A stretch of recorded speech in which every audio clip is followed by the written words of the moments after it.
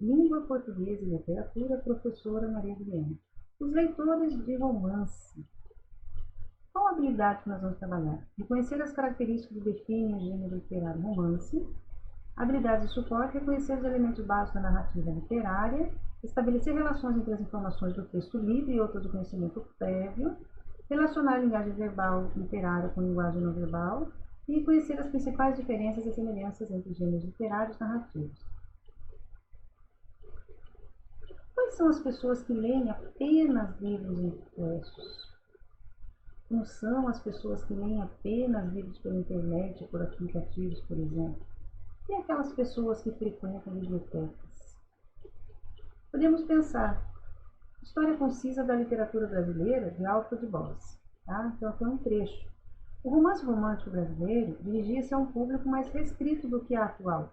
Eram moços e moças provindos das classes altas e excepcionalmente médias. Eram os profissionais liberais da corte ou dispersos pelas províncias. Era, enfim, um tipo de leitor à procura de entretenimento, que não percebia muito bem a diferença de grau entre um acervo e um alencar urbano.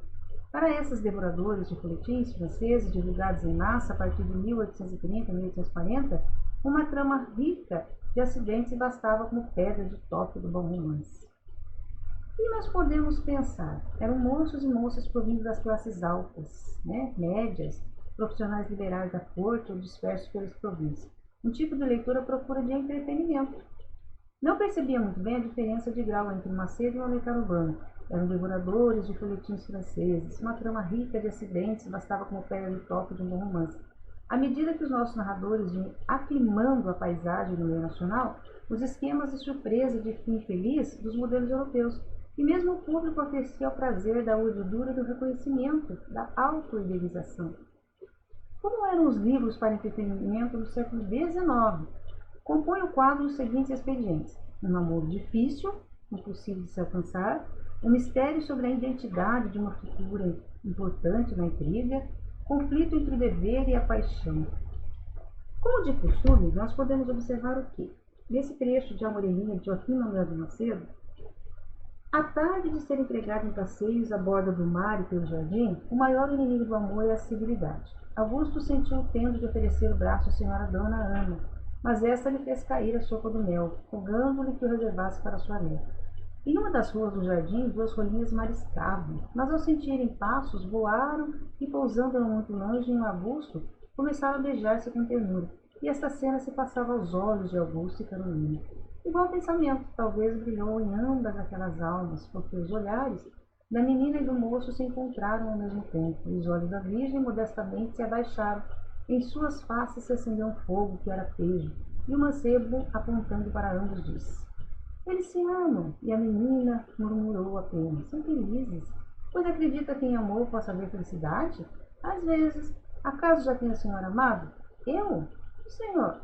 Comecei a amar há poucos dias. A virgem guardou silêncio e o mancebo, depois de alguns instantes, perguntou tremendo: e a senhora já ama também? Novo silêncio. Ela pareceu não ouvir, mas suspirou. Ele falou menos baixo: já ama também? Ela baixou ainda mais os olhos e com voz quase extinta disse: não, não sei, talvez. E a quem? Eu não perguntei a quem o senhor amava. Quer que lhe diga? Eu não pergunto, posso eu fazê-lo. Não lhe peço. E a senhora? Dona Carolina fez-se cor de rosa, e só depois de alguns instantes pôde perguntar, forcejando um sorriso: por quantos dias? Oh, para sempre, respondeu Augusto, apertando-lhe vivamente o braço.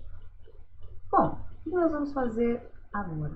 Vocês vão pesquisar na biblioteca da escola ou em plataformas digitais exemplares de obras literárias produzidas tanto no Brasil quanto na Europa, na metade do século XIX, pertencentes aos gêneros textuais romance, novelas, poemas, que evidenciam ou façam referências aos fatos e acontecimentos sociais, políticos e econômicos que impactaram a sociedade na época.